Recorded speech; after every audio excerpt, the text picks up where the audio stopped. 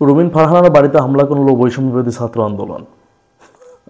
ভিডিওটা দেখেন। গালি গেট ভাঙচুর করে গেল, তারা বলতেছে এই রুমিন নোংরা একটা গালি দিয়ে মাগি তুই নাম নিচে এক্ষুনি আমার বাসা। ডক্টর মোহাম্মদ ইউনূসের আমলে আপনি এখন মাগরিবের পরে বের হতে পারেন না রুমিন ফারহানা, অথচ আপনি আওয়ামী লীগের আমলে ভালো ছিলেন। এই বক্তব্যই প্রমাণ করে আপনাদের মতো লোকদেরকে শেখ হাসিনা বাংলাদেশে হয়তো রেখে গিয়েছে, আবার বাংলাদেশে নতুন করে আওয়ামী লীগ ফেরত আসার জন্য। এর চাইতে আর কিছু নয় রুমিন ফারহানা। আপনি কি শেখ হাসিনার আপন কেউ যে কারণে নিরাপত্তায় ভুগছেন? আপনি কি শেখ হাসিনার মতো সন্ত্রাস দুর্নীতি চাঁদাবাজদের?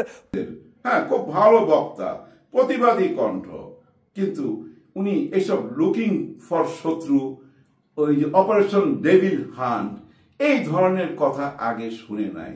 রুমিন ফারহানা বলেছে যে তিনি আওয়ামী লীগের আমলে 15 বছর রাস্তায় নিরাপদে বের হতে পেরেছেন, কিন্তু এই সরকারের আমলে, উপদেষ্টা ডক্টর ইউনূসের সরকারের আমলে তিনি রাস্তায় নিরাপদে বের হতে পারছেন না।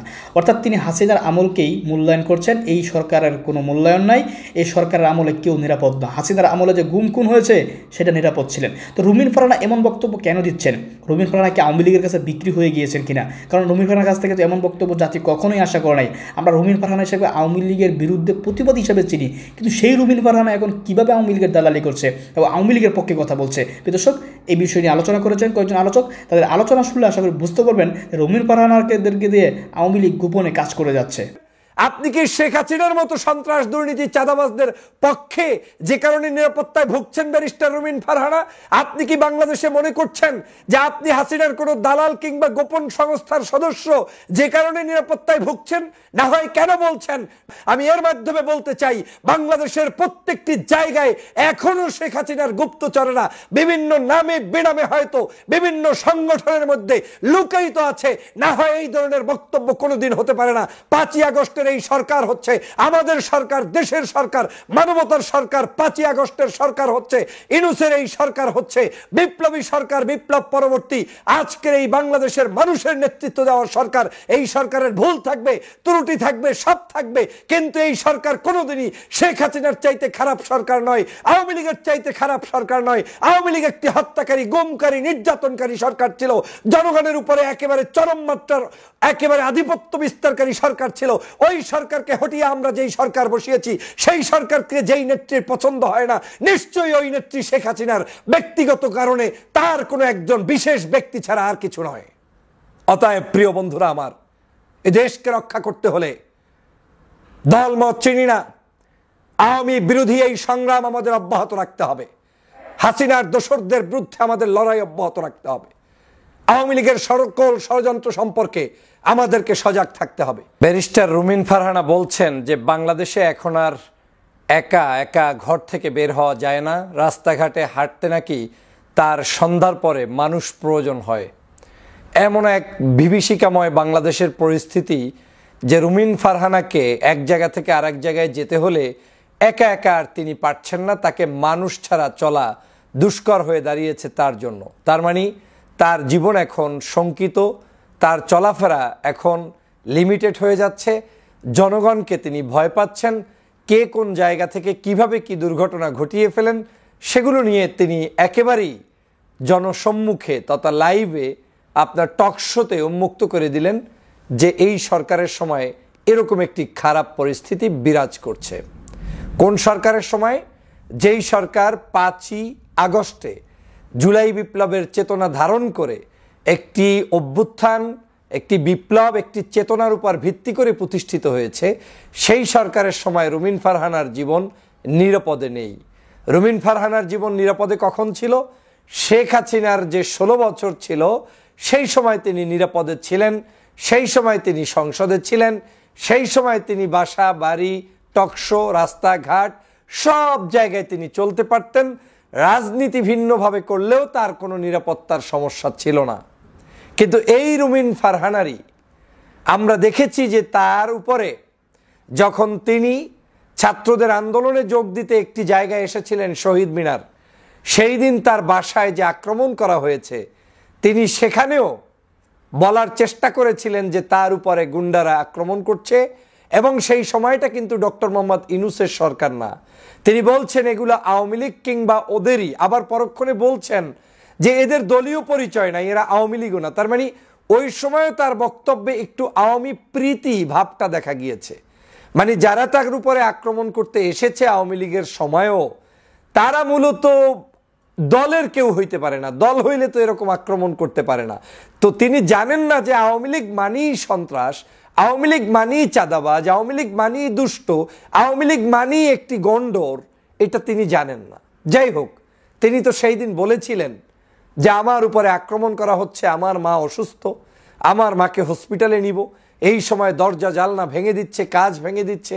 এটা তো নতুন কিছু নয়। তাহলে সেই সময়টা ডক্টর মোহাম্মদ ইউনূসের সময় তো ছিল না, সেই সময়টা ছিল শেখ হাসিনার সময়। সেই সময় আপনি নিরাপদ বোধ করেন নাই ঘরের মধ্যে, আপনি তখন হাঁটতে পারতেন না।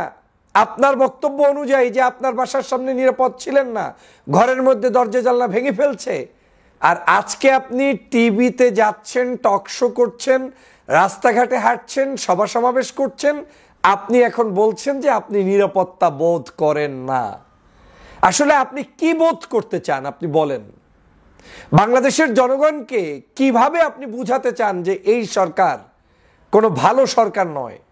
এটা কি উদ্দেশ্যটা কি? আমরা এই সরকারকে প্রতিষ্ঠিত করেছি, জনগণ এই সরকারকে প্রতিষ্ঠিত করেছে। আর যাই হোক, অন্তত পক্ষে শেখ হাসিনার 16 বছরের জুলুম নির্যাতন থেকে বেঁচে থাকার জন্য আপনি শেখ হাসিনার 16 বছরের অত্যাচার, জুলুম, নির্যাতন, অর্থ সম্পদ লোপাট, দেশটাকে ধ্বংস করে দেয়া, এই সব কিছুর একেবারে ভালো রেজাল্ট আপনি 6 মাসের মধ্যে চাচ্ছেন। 6 মাসে এমন কি হয়েছে আমাকে বলেন?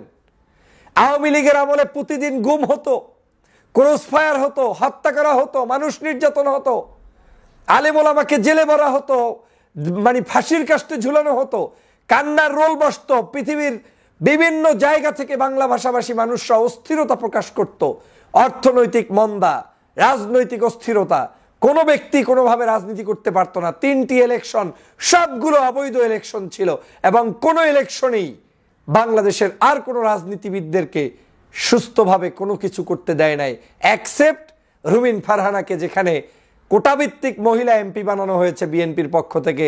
যে 5-6 জন এমপি ছিলেন, তাদের উপর নির্ভর করে একটা পেয়েছিলেন রুমিন ফারহানা এমপি। অনেক বিতর্ক আছে সেই সময়ের সংসদ সদস্য যারা যারা যুক্ত হয়েছেন, ওই 5 জনের প্রত্যেকেই প্রায় বিতর্কিত।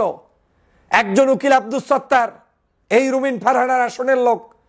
এই উকিল আব্দুস সত্তার কিন্তু লোভ সহ্য করতে পারে নাই, মৃত্যুর আগে তাকে কি করতে হয়েছে, সেখানে কিন্তু তিনি স্বতন্ত্র ইলেকশন করে তারপরে তিনি সেখানে ওই আওয়ামী লীগে যোগ দিয়ে আওয়ামী লীগের সবাইকে নিয়ে আবার এমপি হওয়ার চেষ্টা করেছেন, হয়েছেনও তিনি। তারপরে আপনারা জানেন সেই উকিল আব্দুস সত্তার ইতিহাস। আরেকজন হচ্ছে এই যে হারুন সাহেব, কয়েকদিন আগে বক্তব্য দিয়েছেন, চাঁপাইনবাবগঞ্জ সম্ভবত তার বাড়ি। এই হারুনও ওই 5-6 জন এমপির একজন। তাহলে দেখেন তাদের কেমিস্ট্রি মিল কত, প্রত্যেকের কথাবার্তার মধ্যে এলোমেলো মনোভাব।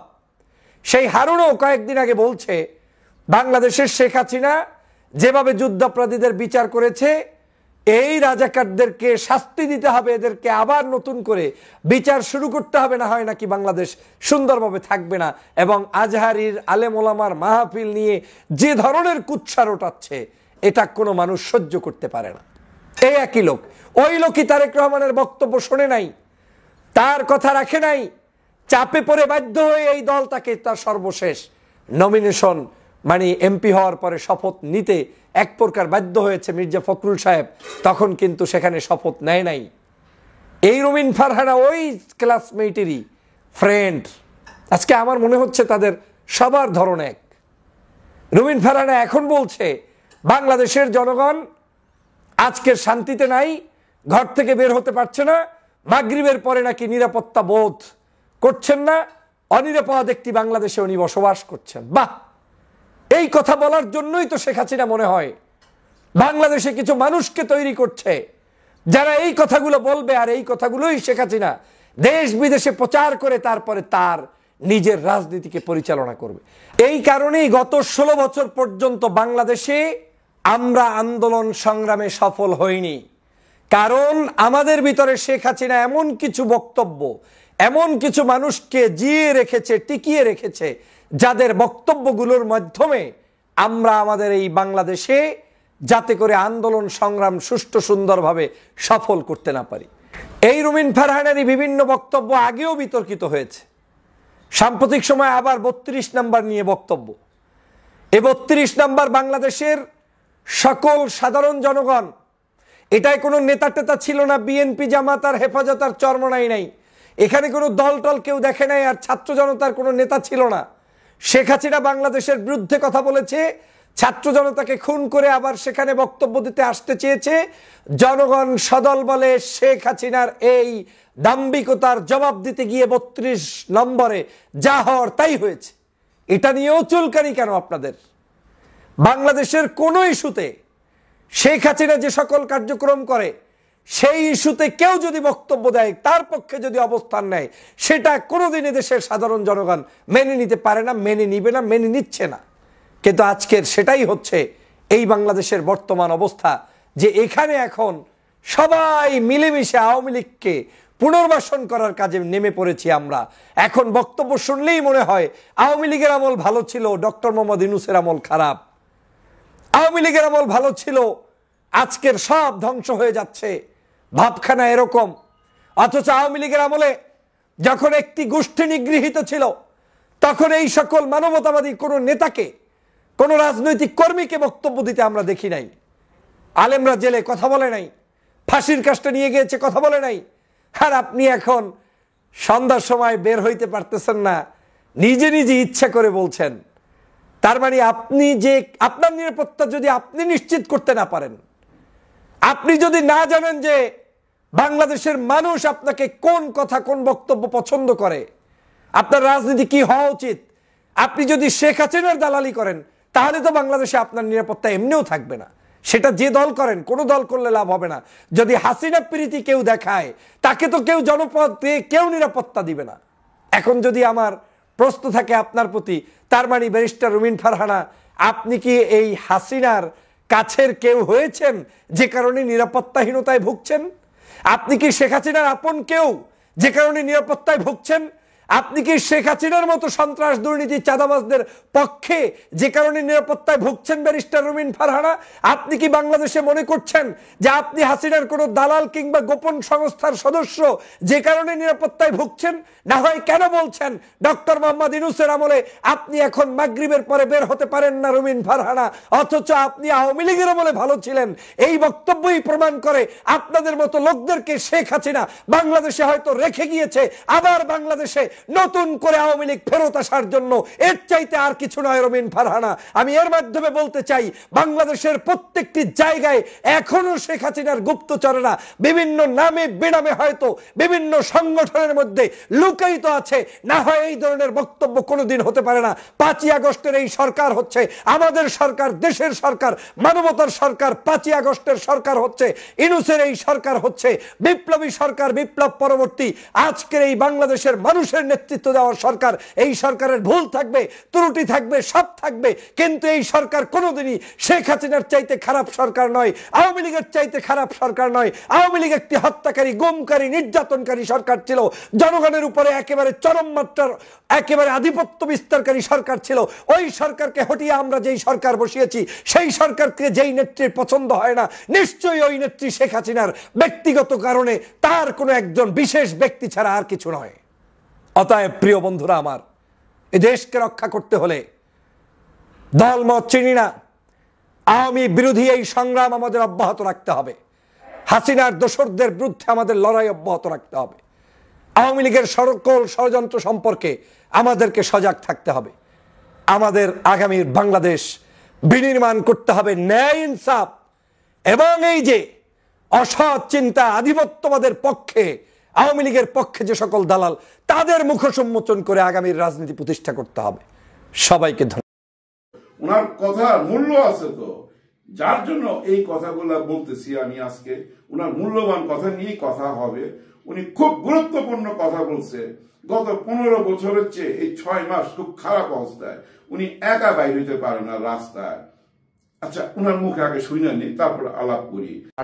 মানে এখন কি হয়েছে বাংলাদেশে, আমরা সন্ধ্যার পরে বহু বহু বহু বছর পর আবারও বেরোতে এখন ভয় পাই। আপনিও ভয় পান, স্বীকার করবেন কি করবেন না জানি না, আমি ভয় পাই ভাই। এবং আমি এটা সকল চ্যানেলে বলি, রাত হলে আমাকে আমার সঙ্গে আরেকটা লোক দিতে হবে গাড়িতে। এটা তো আমি গত 15 বছর বলি নাই।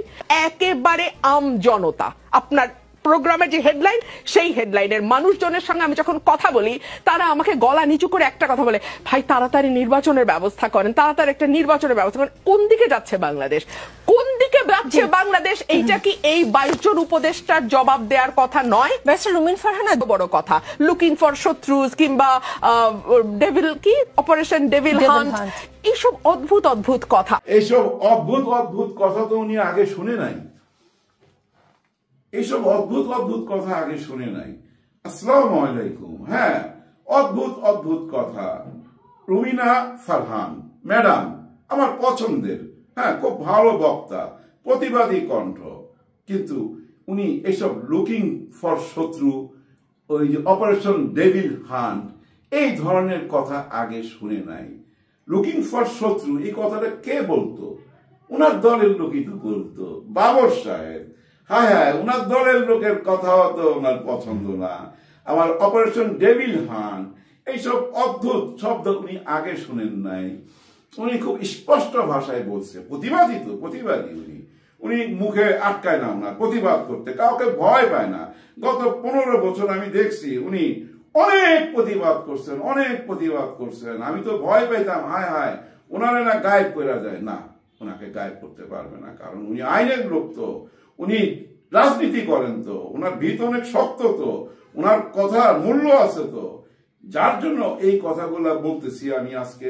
ওনার মূল্যবান কথা নিয়ে কথা হবে। উনি খুব গুরুত্বপূর্ণ কথা বলছে। গত 15 বছরের চেয়ে এই 6 মাস খুব খারাপ অবস্থায়। উনি একা বাইর হইতে পারে না রাস্তায়।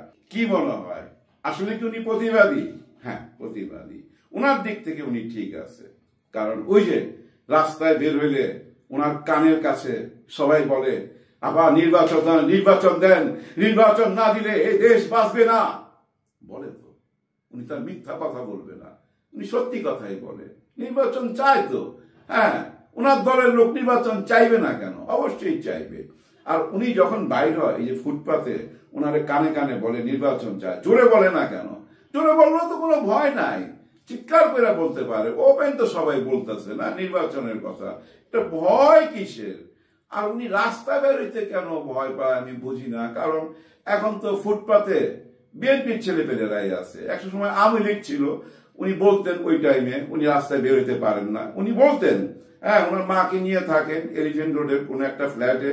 উনি বলছেন ওনার মা অসুস্থ, কিন্তু ওই আওয়ামী লীগের তাণ্ডবের জন্য, ছাত্রলীগের ওই হেলমেট বাহিনীর তাণ্ডবের জন্য উনি রাস্তায় বেরোতে পারছে না। মার যে চিকিৎসা করে নিয়ে যাবে, যেতে পারছে না, এমন কথা আমি উনার মুখে শুনছি। কিন্তু তার চেয়েও ভয়াবহ এখন, তার চেয়েও ভয়াবহ, উনি এখন সন্ধ্যার পরে রাস্তায় বের হইতে পারে না। মানে নির্বাচন দিলে রাস্তায় বের হইতে পারবে। গত 53 বছর প্রতিটি সরকারই আসছে নির্বাচনের মাধ্যমে। হ্যাঁ, নির্বাচন ছাড়া কেউ আসে নাই। জোর করে যারা থাকতে চাইছিল তারা টিকে নাই, তাই না? নির্বাচনের মাধ্যমেই আসছে। নির্বাচনের মাধ্যমে আইসা মুরব্বীরা কি কি করছে জানি না। হ্যাঁ, এখন তো বলে এইসব ছেলেপেলেরা, এদের লেখাপড়ার টাইম, এরা কেন এখন রাস্তায় আন্দোলনে যাবে? এরা যাবে এখন লেখাপড়ায়, এদের সামনে পরীক্ষা। ভাই বোনেরা, ম্যাডাম আপনিও অনেক লেখাপড়া কইরা তো আসছেন, তাই না? রাজনীতিতে অনেক লেখাপড়া কইরা, এবং অতীতেও যারা রাজনীতি কইরা এই দেশ চালাইছে তারাও তো অনেক লেখাপড়া করছে। সব লেখাপড়ার রেজাল্ট কি জানেন? আজকের নিউজ, লেটেস্ট নিউজ, ওই যে হাসান মাহমুদ 50 পদ ছাড়া ভাত খাইতে পারে না যে মানুষটা, সেই মানুষটা অ্যাকাউন্টে, ওনার পরিবারের অ্যাকাউন্টে থেকে 700 কোটি টাকা লেনদেন পাওয়া গেছে। 700 কোটি টাকা, 70টা অ্যাকাউন্ট ওনার পরিবারের, বউ বাচ্চা শালা গার্লফ্রেন্ড সব মিলায়া 700 কোটি টাকা লেনদেন হয়েছে, এবং ক্যাশ পাইছে 23 কোটি টাকা। 23 কোটি টাকা। এই যে 15 বছরের ঘটনার একটা লাস্ট ঘটনা বললাম আপনাদের সামনে। কি রাজনীতি করতো এই হাসান মাহমুদ, কিন্তু প্রচুর লেখাপড়া করা, প্রচুর, হ্যাঁ, কিন্তু ফলাফল কি? ফলাফল কি ভাই বলেন? যাই হোক, এসব আক্ষেপের কথা বইলা লাভ নাই। নির্বাচন দিতে হবে, নির্বাচন দিবে। আজকে বসছিল বিএনপির 3 জন নেতা, ফখরুল সাহেবও ছিলেন, হাফিজ সাহেব ছিলেন, আরো একজন ছিলেন, 3 জন, এবং ডক্টর মোহাম্মদ ইউনূস বলে দিছে নির্বাচনের সমস্ত কাজ দ্রুত বেগে এগিয়ে যাচ্ছে এবং ডিসেম্বরের মধ্যে নির্বাচন করার জন্য আমরা আপ্রাণ চেষ্টা করতেছি। ওইখান থেকে বাইর হইয়া প্রেসের সামনে ওনারা জানাইছেন যে হ্যাঁ, নির্বাচন সামনে চলে আসবে ডিসেম্বরের মধ্যে, কিন্তু আমরা রোড ম্যাপ পাই নাই, মানে রোড ম্যাপ দেয় নাই, মানে কয় তারিখে কি বারে কয়টার সময় নির্বাচন ওইটা জানানো হয় নাই। জানাই দিছে তো ডিসেম্বরে, ধরে নেন ডিসেম্বরে নির্বাচন দিলে জানুয়ারিতে হবে। নির্বাচনে নাই না যান না, ভোট চান। আপনাদের নেতা বলতেছে তো, হায় হায় কতবার বলছে, আমার মনে হয় 50 বার বলছে যে আপনারা মাঠ পর্যায়ে কাজ করেন, মাঠ পর্যায়ে কাজ করেন। এখন যদি আপনারা মাঠ পর্যায়ে কাজ না করে খালি নির্বাচন করেন, দেখেন সত্যি কথা বলি, আপনাদেরকে পছন্দ করি তার জন্য বলি, ওই যে ম্যাডাম বললো যে রাস্তায় নামলে ওনার কানের কাছে বলে নির্বাচন, আমরাও রাস্তায় নামি, আমাদেরকেও লোকজন জানায়, কি বলে জানেন? যে স্যার কোন নির্বাচন না স্যার, ইউনূস সরকার থাকুক, পুরো দেশটাকে আগে গইরা নেক, তারপরে নির্বাচন। এবং সবচেয়ে বড় কথা কি বলে জানেন? যে স্যার বিচার যদি না হয়, এই যে স্বৈরাচার শাসকের, এই যে একটু আগে যার কথা বললাম, 70টা অ্যাকাউন্টে 700 কোটি টাকা 50 পদের খাবার দিয়ে খাইতো, এরকম ছিল পুরো আওয়ামী লীগের বড় বড় নেতা কর্মীরা, প্রত্যেকের অ্যাকাউন্টে বড় বড় নেতা কর্মীর কথা বলি কেন, উনার বাড়ির চাকরের কথাই বলি না কেন, উনার বাড়ির চাকরের অ্যাকাউন্টে উনি বলছিল 400 কোটি, পরে জানা গেছে 600 কোটি এবং 1250 কোটি টাকা লেনদেন হয়েছে উনার অ্যাকাউন্টে। চিন্তা করেন তাহলে কি অবস্থাটা। এই অবস্থা থেকে দেশটাকে বাঁচাইবার জন্য না সবাই উচিত, আমার যেটা বিশ্বাস, আপনারা যদি একটু সাপোর্ট দেন, আপনাদেরকে তো বইলা দিচ্ছে নির্বাচন ডিসেম্বরে না হয় জানুয়ারিতে হবে, নির্বাচন তো দিয়েই দিছে। এই রোড ম্যাপ নির্বাচন বুঝছেন, ভাল লাগে না। নির্বাচন বারবার বললে না উন্নয়ন শোনা যায় কানের কাছে, উন্নয়ন, এটা আর ভাল লাগে না। আপনারা দেশ গড়ার কাজে মন দেন, দেশ গড়ার জন্য সাহায্য করেন, বিচারের জন্য সাহায্য করেন। এই বিচার না হইলে, ওই যে যারা বলেন যে এদের এখন লেখাপড়া করার টাইম, এরা কেন রাজনীতি করবে? আপনারা যারা লেখাপড়া কইরা এইভাবে লুটপাট করছেন, পুরো দেশটাকে না ফোগলা বানায় ফেলাইছেন, শূন্য বানায় ফেলাইছে। তো মা বাবার বুক তো খালি হয়েছেই, দেশের ব্যাংকের অ্যাকাউন্ট গুলো তো খালি কইরা ফেলাইছে। প্রশাসনে বলেন, সচিবালয়ে বলেন, লেখাপড়ায় বলেন, কোন জায়গায় তো ঠিক নাই, সব চুরমার কইরা ফেলাইছেন। এই দেশটা গড়ার সুযোগ দেন। মাত্র আর কয়দিন বাকি, না 7-8 মাস বাকি, নির্বাচন তো চলে আসবে। অন্তত 7-8 মাস আমরা ওই দিকে না যাই যে সরকার কিছুই পারবে না, এই সরকার ফেলুর অলরেডি। এই যে যারা বুদ্ধিজীবী আপনারা যারা বলতেছেন, এগুলো বলা বাদ দেন, বাদ দিয়া না সাপোর্ট দেন যে স্যার আপনি যাওয়ার আগে যা করার কইরা যান। সময় তো চাইছে 7-8 মাস, ডিসেম্বর মানে জানুয়ারি না হলে ডিসেম্বর, নির্বাচন তো হবে। ওই একই পেঁচারে যায়েন না, আর একই পেঁচারে যদি যান তাহলে আমরা ধরে নেব আপনারা ভারতের দালাল। হ্যাঁ, সরাসরি কথা, ভারতের দালাল। কারণ ভারত তো নির্বাচন চায়, নির্বাচন করার জন্য পাগল হয়ে গেছে। আজকে আনন্দবাজারে দেখেন, এই যে অপারেশন ডেভিল হান্ট নিয়ে ব্যঙ্গ ট্যাঙ্গ কইরা বহুত কথা লিখছে, ভারতের সমস্ত মিডিয়া ঝাঁপায় পড়ছে যে এই শয়তানের খোঁজ কি, এটা কি শুধু আওয়ামী লীগের লোকজন কি ধরবে, আর কাউকে ধরবে না? সমস্ত মিডিয়া ওই একই কথা। ওরা কি শুধু ডেভিল হান্ট মানে শয়তানের খোঁজ, সেটা কি শুধু আওয়ামী লীগই? না, শুধু আওয়ামী লীগ হবে কেন? আওয়ামী লীগ হইলে কি সবাই মাইনা নিবে নাকি? কেউ মাইনা নিবে না। আবার ওই কাণ্ডটা হইলেও মাইনা নিবে না। আগে অপারেশনের নামে অনেকে ধৈর্য নিয়ে যাইয়া মাইরা ফালাইতো, যেটা হইতো মারা যাইতো, কইতো হার্ট অ্যাটাক হয়ে মারা গেছে, সেটাও মাইনা নিবে না। আমার বিশ্বাস সেটা হইতে দিবে না ডক্টর ইউনূস। এই বদনাম উনি কামাবে না। এই অপারেশন মানে কি জানেন? পরিষ্কার করা, ময়লা পরিষ্কার করা, আবর্জনা পরিষ্কার করা।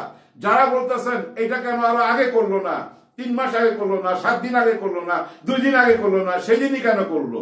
ভাই আগেই তো বলছি, আমার কন্টেন্ট আমি বলছি না যে গোয়েন্দা জাল বিছাইছে, কে কোথায় আছে না আছে, কে কি কথা বলতেছে, সমস্ত প্রমাণ আগে সংগ্রহ করছে, তারপরে অপারেশন ডেভিল হান্ট শয়তানের খোঁজে নামছে। এটা বুঝতে হবে। নির্বাচন যখন দিয়েই দিছে, আর সরকারের সমালোচনা করার দরকার নাই। হোক, আরেকটা সমালোচনা সামনে চলে আইছে, যেটা এখন সবাই বলাবলি করতেছে, কি এই সরকারের অধীনে নির্বাচন করা যাবে না, তত্ত্বাবধায়ক সরকার লাগবে, কারণ এই সরকার তো একটা দল গঠন করছে। ভাই দল ছাড়া বাংলাদেশের কোন রাজনীতিবিদ সরকার গঠন করছে আমার বলেন তো? প্রত্যেকটা দলের নেতা বা নেত্রী তো দেশের প্রধানমন্ত্রী হয়েছে।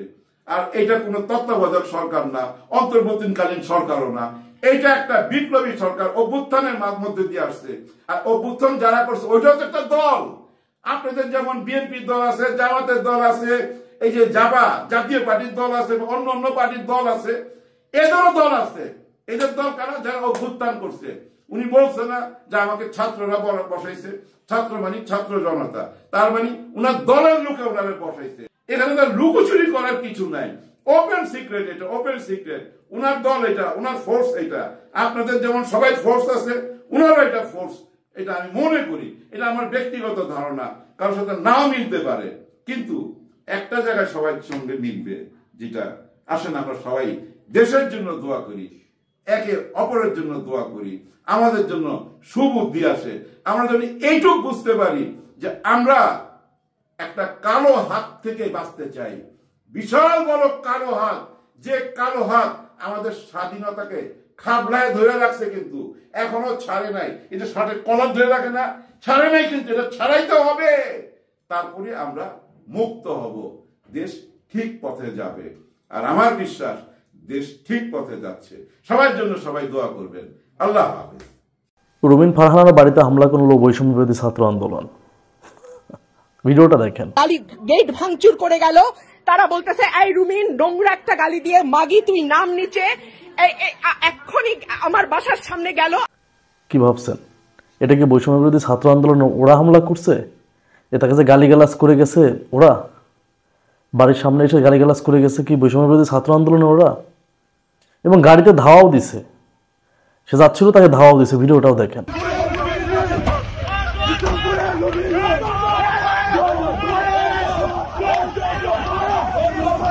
কি মনে করছেন এটা বৈষম্য বিরোধী ছাত্র আন্দোলন ওরা দিছে?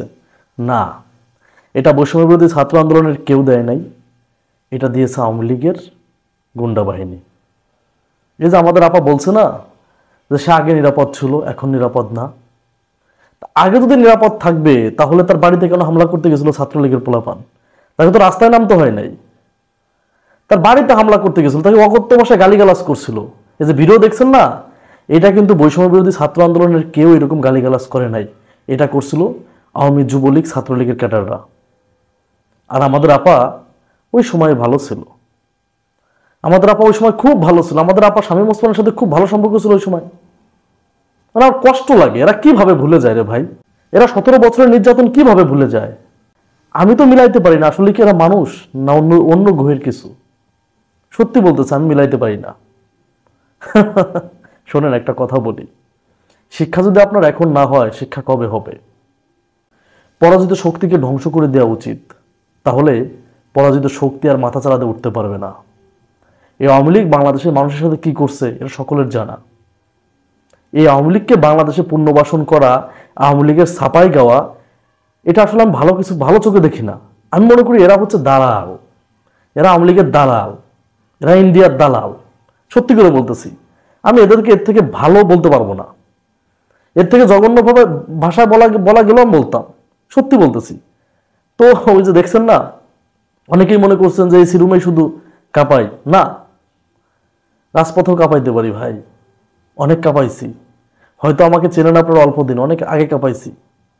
তো আমি মনে করি যুদ্ধটা এই যারা নব্য আওয়ামী লীগের দালাল এদের বিরুদ্ধে করতে হবে ভাই, এর থেকে বাঁচার উপায় নাই।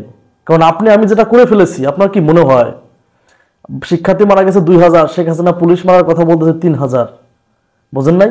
তার বাপের বাড়িঘর ভাঙছেন, তার বাপের মূর্তি ভাঙছে, ছেড়ে দেবে শেখ হাসিনা? না, ছেড়ে দিবে না। আমরা চাচ্ছি বাংলাদেশে আওয়ামী লীগ পুনর্বাসন না হোক, আর বিএনপির একটা অংশ চাচ্ছে আওয়ামী লীগ বাংলাদেশে পুনর্বাসন হোক। আওয়ামী লীগের ছাপাই গাওয়া মানে কি? যে আগেই ভালো ছিলাম এই কথা বলা মানে কি? এই কথা বলা মানে হচ্ছে আওয়ামী লীগকে প্রমোট করা, যে আওয়ামী লীগ আগে ভালো ছিল, আবার আওয়ামী লীগকে বাংলাদেশে নিয়ে আসো। আমার মনে হয় বিএনপি যারা হাইকমান্ড আছে, বিশেষ করে তারেক রহমান সাহেব, আপনার এই বিষয়টা নজর দেওয়া উচিত। যারা এই ধরনের কথা বলবে তাদেরকে থামিয়ে দেওয়া উচিত আমি মনে করি, অথবা বহিষ্কার করাও বেটার। কারণ বাংলাদেশের মানুষের ম্যান্ডেট পাইতে হইলে, আপনাকে বাংলাদেশের রাষ্ট্র পরিচালনা করতে হইলে অবশ্যই আওয়ামী লীগ বিরোধী হইতে হবে, কারণ বাংলাদেশের মানুষ আওয়ামী লীগ বিরোধী। সো এদেরকে যদি এখন দমাইতে না পারেন, কবে দমাবেন? এখনই উচিত দমিয়ে দেওয়া, তা না হলে বিএনপির কিন্তু ক্ষতি হবে, লাভ হবে না। ধন্যবাদ। দর্শক আলোচনা শুনেছেন, শুনে বুঝতে পেরেছেন যে রুমিন ফারহানার আসলে মূলত কারা। মূলত তারা আমি বলবো যে তারা সুশীলতার নামে ফেসিবাদের পুনর্বাসনের জন্য চেষ্টা করছে, ফেসিবাদের পক্ষ হয়ে কাজ করছে। রুমিন ফারহানার মতো একজন ব্যক্তি, যিনি বিগত 16 বছর দেখেছি হাসিনার বিরুদ্ধে কথা বলেছে, আবার হাসিনার আমলে এমপি হয়েছে, আবার হাসিনার কাছে প্লটও চেয়েছে। এই প্লট চাওয়া, হাসিনার আমলে এমপি হওয়া কুটায়, তো এখন তো হয়তো বা জনগণ কিছুটা বুঝতে পারছে রুমিন ফারহানা কেন এমপি হয়েছিল। রুমিন ফারহানা এমপি হওয়ার মূল কারণ হয়তো বা হাসিনার যে দয়া, হাসিনা যে রহমতের হাত, এটা রুমিন ফারহানার উপরে ছিল। আর এই জন্য রুমিন ফারহানা এখন হাসিনাকে চায়, এখন হাসিনার শাসনামল চায়, এখন এই ডক্টর ইউনূসের শাসনামলে সে নিরাপদ নয়। তার কথাবার্তা এরকম বোঝা যাচ্ছে। যে বিষয়ে আলোচনাগুলো শুনেছেন, শুনে আপনার ব্যক্তিগত মতামত কমেন্ট বক্সে কমেন্ট করবেন।